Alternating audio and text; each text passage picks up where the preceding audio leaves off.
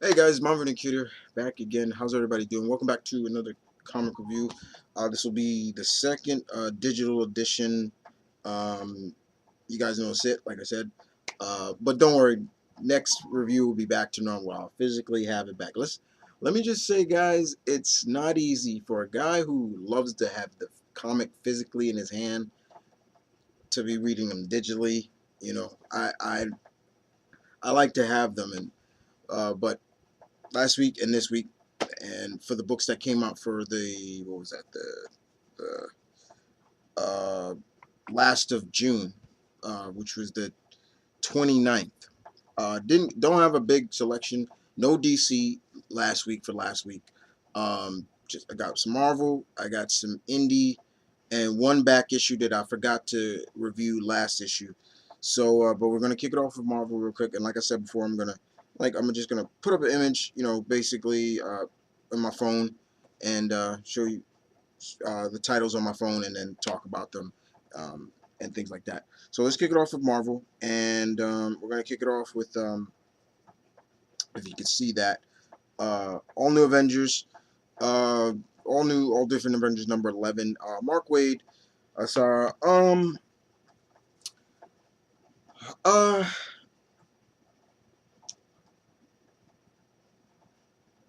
the team is in the negative zone. They're battling an Annihilus. Um, it's always good to see the kind of the bug ruler of the negative zone. That's fine. Him and Thor are just going back and forth and things like that. But honestly, this just felt like a one and done issue because they're still trying to figure out where Sam's father is, and this is not really feeling like Wade's best. It's almost like I'm feeling that the powers that be are holding Wade back, or so to speak, and they can't really they won't let him really off the reins to really make this book fly. You know, I do like when they I do like the storytelling between the Trinity, the young Trinity, Kamala, Miles, and Sam. But overall, this just felt like a filler issue. It's like a filler of an anime that it just didn't really go anywhere, and it ends pretty much with Miles being captured, left behind in the negative zone with the Nihilist. And I'm just like, what the hell is with Miles now being the captured one? Amazing Spider-Man, his title now Avengers. You know what I'm saying? But all new, all different Avengers. All right, just I'm feeling that this could be so much better, so much. All right, let's move on to next up. Let's move on to Black Panther number 3. Coates and Stelfreeze. Oh my God, this right here, ladies and gentlemen. This. Oh my God, this. We're only 3 issues in, and this is probably the most I've ever seen T'Challa mentally and physically drained. He's dealing with the uprising in Wakanda. He's dealing with the guilt that he feels for the death of his sister, quote unquote. She's not dead. Shuri's not really dead, but you just see the unamountable pressure and guilt that T'Challa has on himself. It makes the character of T'Challa more human.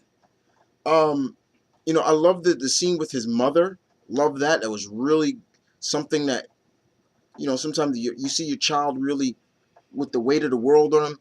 What does a parent do? Encourage them. It was good stuff right there. I'm not going to spoil a damn thing in this book, but The fact is, Mr. Coates, you're doing a bang up job with this series so far. We're only 3 issues in, and I've never seen T'Challa so mentally, physically drained. They even bring up past things that happened to Wakanda, and I thought that was really good. Keep up with current events. I thought that was really good. Um, but yeah, this is because we always see T'Challa very proud, very strong, very he stands tall, for his people and things like that. But this, you really see him very mentally, physically drained, not just from our standpoint of view, who is the readers, but also the people of Wakanda and those who oppose him see it. Good stuff, very good. All right, let's move on to Captain America, Steve Rogers #2, Hail Hydra: The Secret History of Steve Rogers Revealed. Um, right here is where all you nutbags, because I didn't go too crazy about it, who flipped out and went all nuts and went all crazy. How the fuck you do this? What you fuck up? I'm gonna fucking kill you, Spencer. Throwing the man death dress. That is one of the dark sides of being a comic geek that I hate. When you don't agree with what a writer does creative wise, then you want to send death threats to people. I've never done that in my life to any writer. I've expressed myself, but I've never gone and say, I'm gonna kill you, I'm gonna find you and kill you. But this should shut people, all those naysayers up, because goddamn, like I said, like I thought, and like others who follow my league and think before just running your fucking mouths, exactly what I thought. Why Steve is the way he is, and it has something, and it had a lot to do with, of course, his arch nemesis and a certain item. I'm not going to ruin anything more about it. But other than that, read this to shut your mouths. Just shut your mouths. All right. I'm not spoiling a lot, guys. I'm just running through these. Don't want to spoil too much for you guys. All right. We move on to Captain Marvel #6. I believe this was Christoph Gage writing it, him and his brother or so, whoever. Um, this was good, very good. It focuses on uh Carol being, she's kind of really coming into fruition as being the leader and working with Alpha Flight and things like that, and celebrating like an anniversary and everything like that, but also dealing with an arch enemy as her Dr.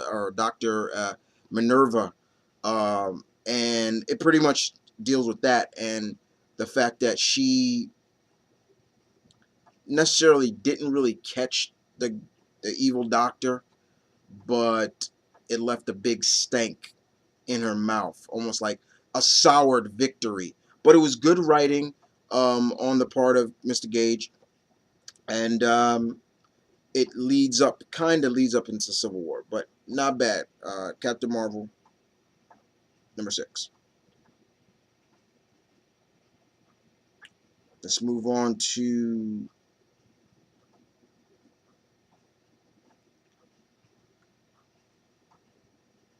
Extraordinary X-Men #11, Apocalypse War, Lemire, Ramos. Okay, this now is starting to feel more like what this story is about. Apocalypse War. Is Apocalypse in this story? Yes, I will. Yes. Will I spoil what he looks like? Hell fucking no. Um, but the concept between Wolverine, Old Man Logan being possessed by the Venom symbiote, that was good, and how Jean was able to help him. I thought that was good. Um, them dealing with Colossus, who is a horseman of Apocalypse, was interesting, and also dealing with Magik's young charge in this, and why she is up and leaving the school because of a bad dream she had. I'm not gonna ruin what that dream was, but it was very interesting. But this really is starting to feel more like Apocalypse War or some, that and deals with Unsabanor. But yeah, Extraordinary X-Men #11. All right, let's move on to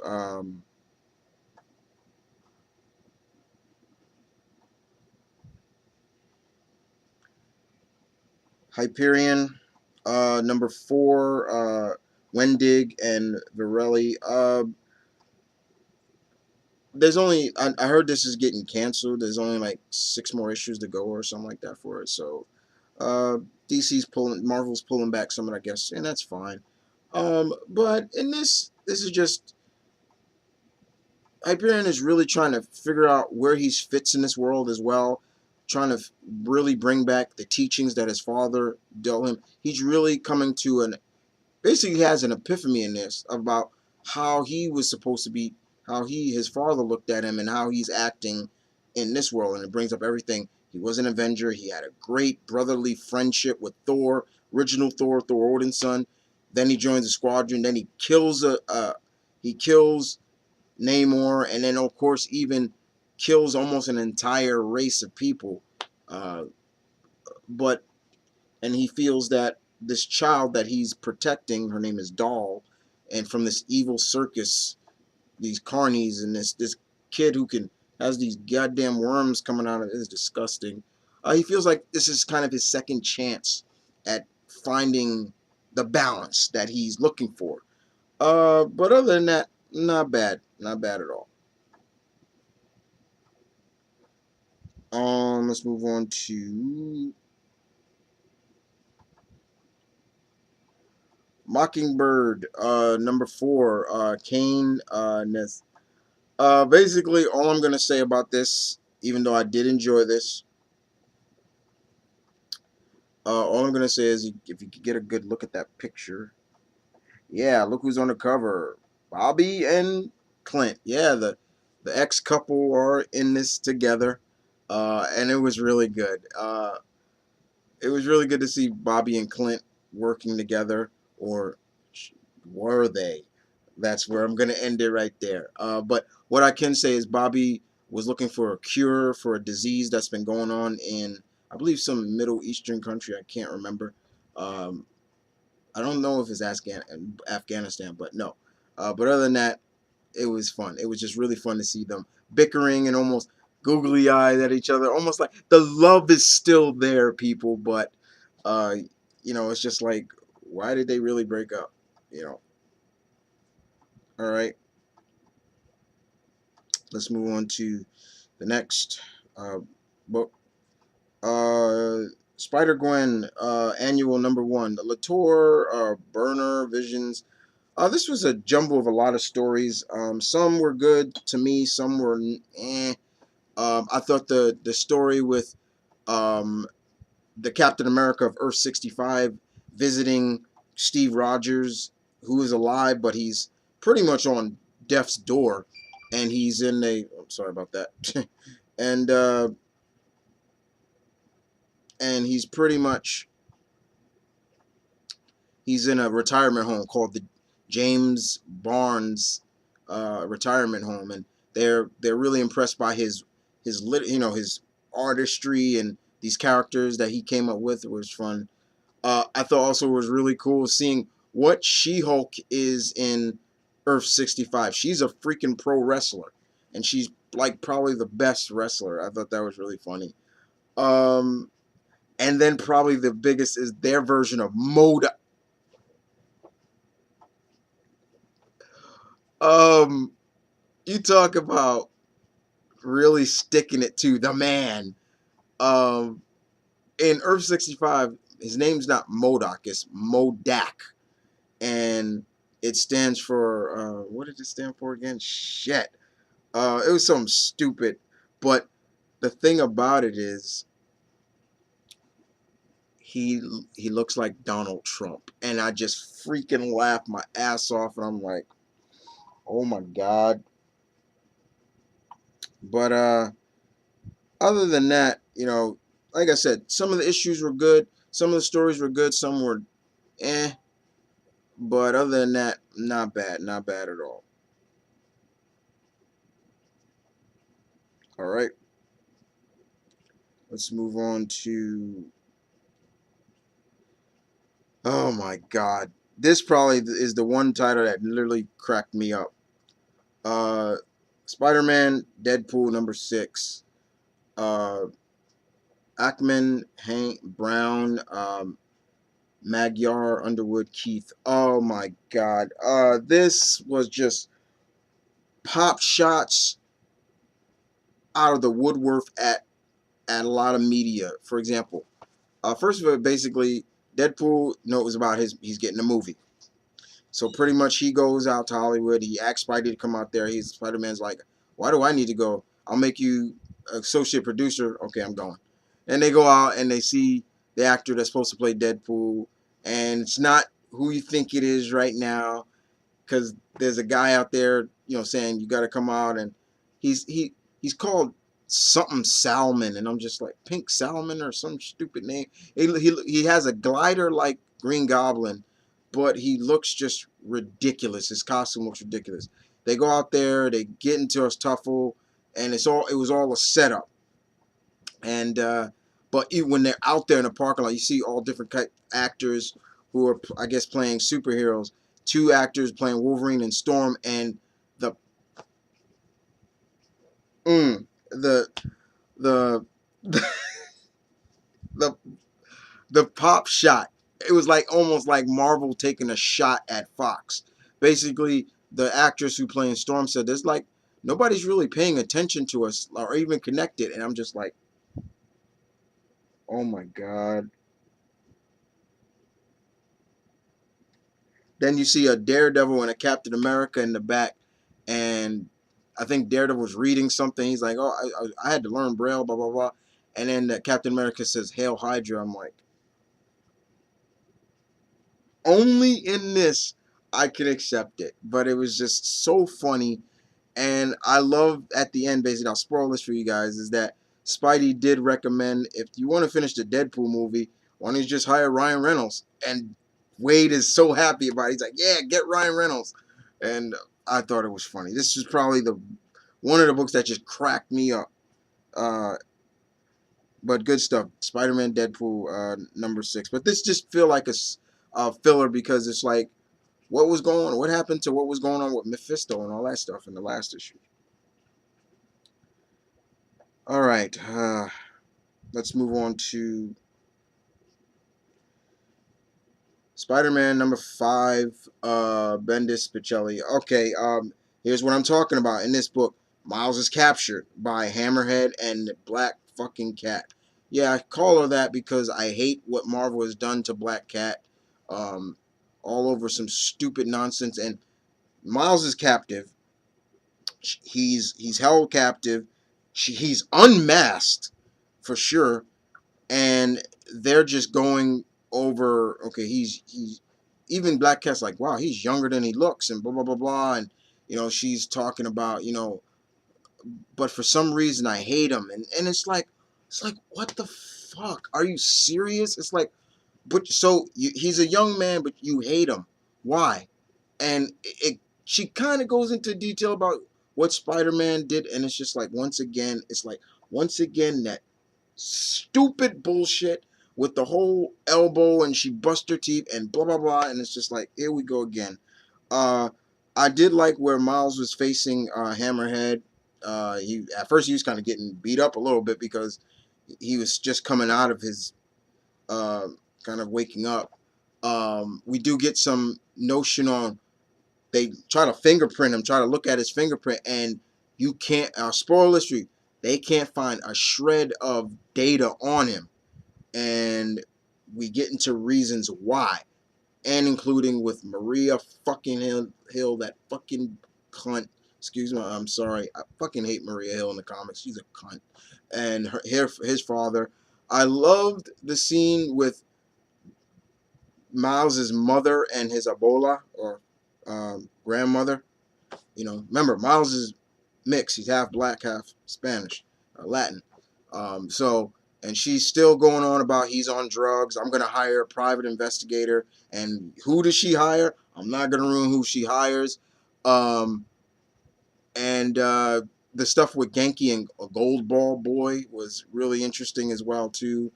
But other than that, not a bad issue. Could have been better in my opinion, but once again, no real explanation of why,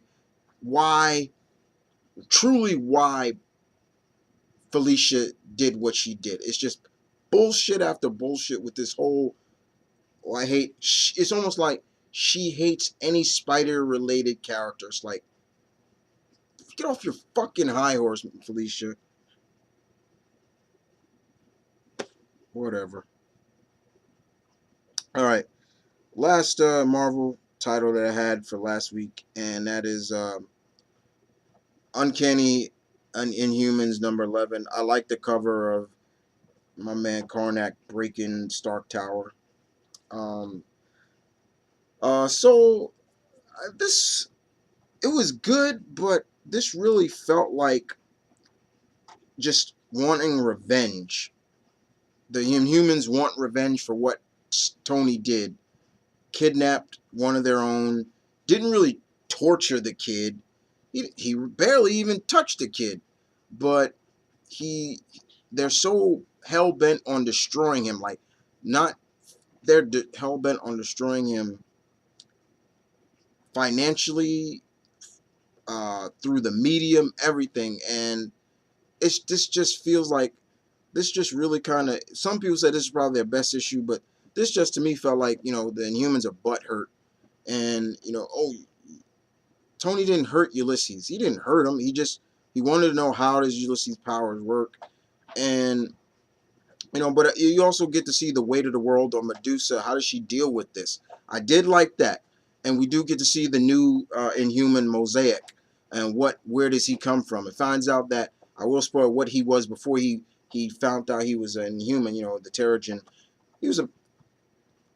I kind of look at this a little stereotypical as like, okay, he was a basketball player. Really? I'm like, really? Like, so because he's black, he's a basketball player. And I'm like, all right, y'all could have did a little better job with that one.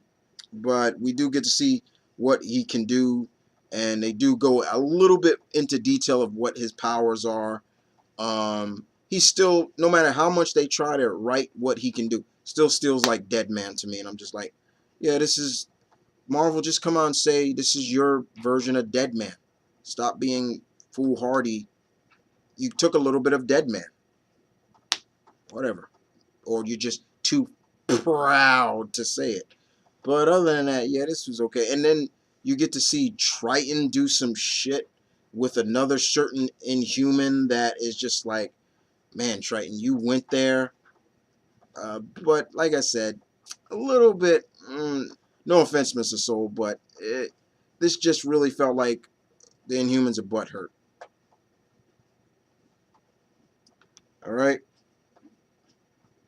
All right, let's move on to the indie books, and let's move on to Dynamite. I think this is the last issue too of Will Eisner's The Spirit, number 12. I believe this is the final issue of this.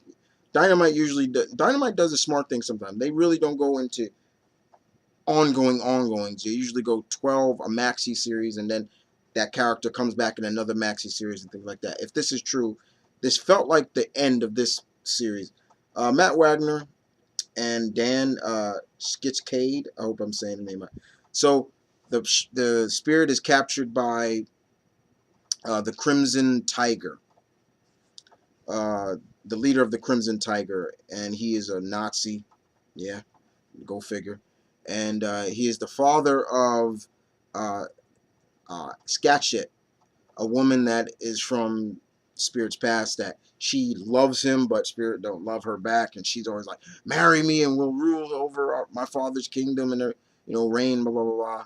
And but Daddy's here to get his daughter out, and it was a pretty good, fast-paced story. We get to see that the Spirit's allies really come straight charge and come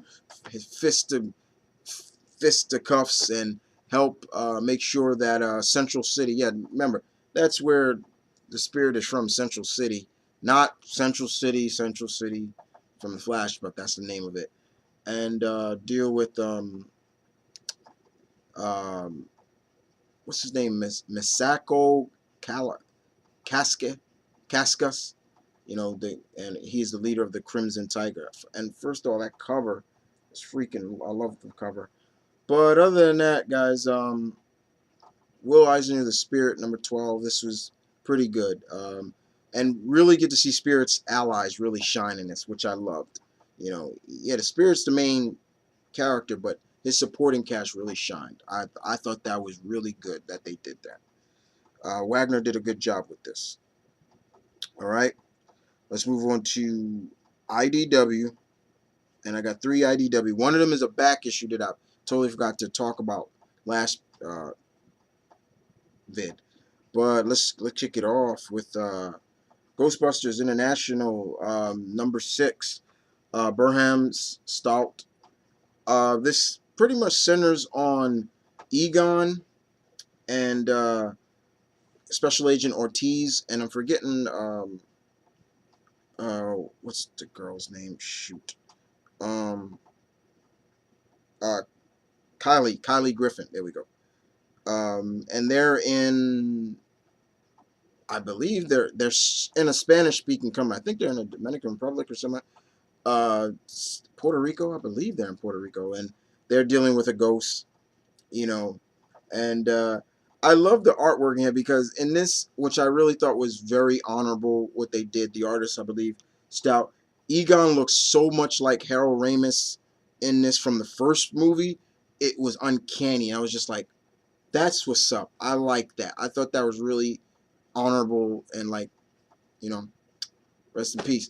But other than that, they're dealing with a sort of different version of a banshee, and I forgot the name. It's a really long Spanish name.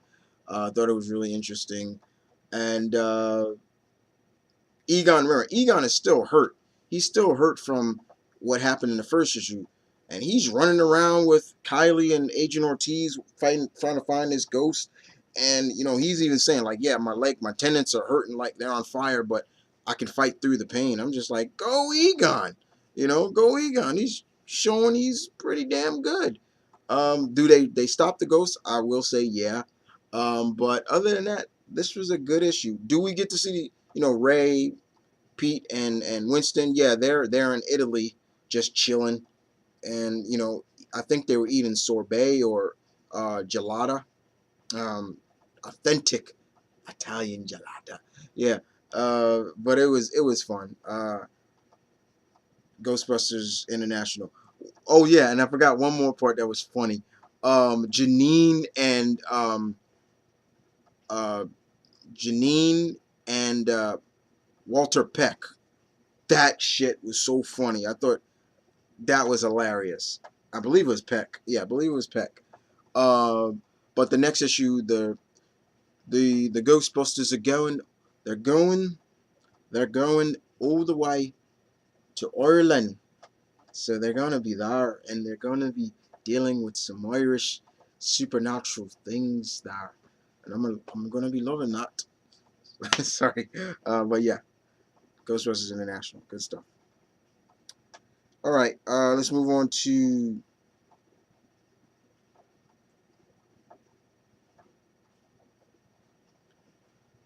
Street Fighter Cross, GI Joe number 5 or 6. This is now we get to see that a lot of the stuff that went down here was all planned. Ryu losing the Jinx in a fight for the tournament, planned. Guile taking a beating, planned. Things like that. But the one thing I thought was interesting, you got Jinx and Bison going at it, and Bison is just beating the crap out of Jinx as first, and then all of a sudden Jinx does something. I'm like, she taps into the power of the Hado, the Nohat Sato Hado, basically the Dark Hado, the same type of energy that Ryu and Akuma have, and she even looks like Akuma. I'm like, wait, what? I'm like, where did that happen? I'm like, what?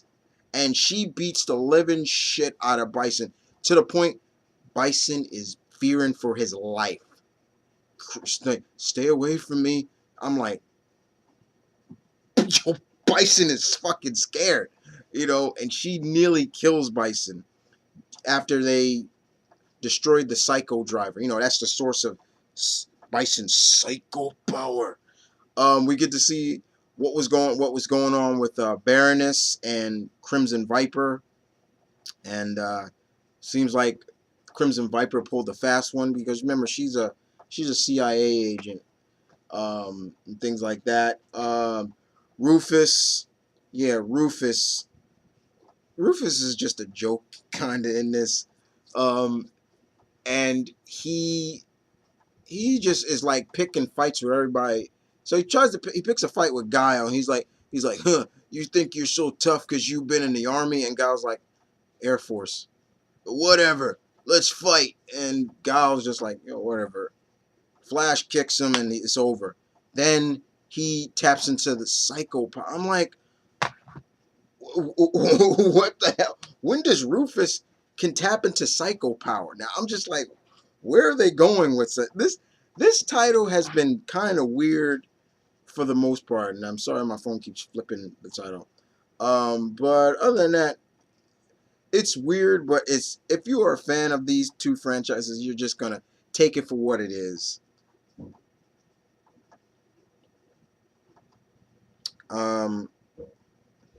And the last title came out last week, but I forgot to talk about it.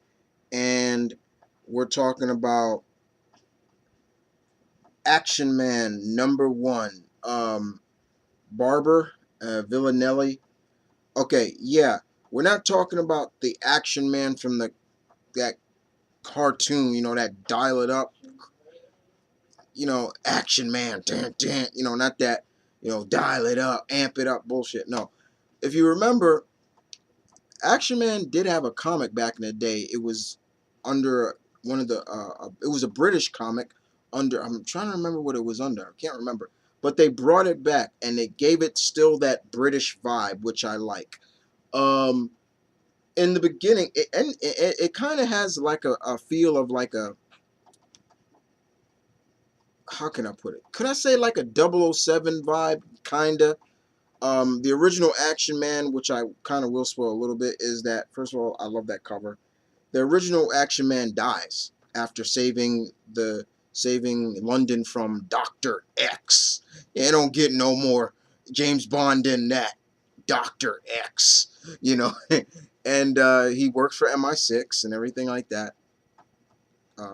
Yeah, and MI5, I think it's MI5. I'm trying to remember which agency, but his handler, his assistant, watches him die, have a heroic death or a monumental death, go on to blaze of glory, and then he takes over the mantle of Action Man. And that's where the concept of like, is he really the real successor to the legacy and things like that? He feels he's not. His name is Ian, and he feels he's not. He's younger. He's a little bit less experienced than his predecessor, and of course, a lot of the agencies are helping him and things like that. But he feels that the real Action Man is still alive. He feels that he got away, and more important, he's also looking for a little bit of payback for Dr. X, for killing the original Action Man. And not bad at all. I thought it was fun. Action Man #1. This came out last week, but I forgot to talk about it. Yeah, but it was good. Well, there you guys have it. Another review down. Like I said, guys, this is another digital edition. Next week goes back to normal with the real deal in my hand. Also, I apologize for Mr. O not being on this episode. Mr. O had to go back to the sixth dimension. He had some personal matters to deal with back in the sixth dimension. He'll be back soon. He says it's family matter. Yeah, Mr. O has a family. He's got 2 brothers, a sister, and he's got a wife and a daughter. Never met his wife, never met his daughter, or any of his family. But Mr. O is a good guy. He'll be back next week, I promise you. He promised me. He said he was sorry, but Mr. Orpheus will return next week. But other than that, guys, hope you guys enjoy this. I will see you guys next time with more reviews. For me, as always, and this is Mama and Kid. To all my fellow geeks, peace, one love. Stay tuned. Keep it real, guys. I'm out. Take care, guys.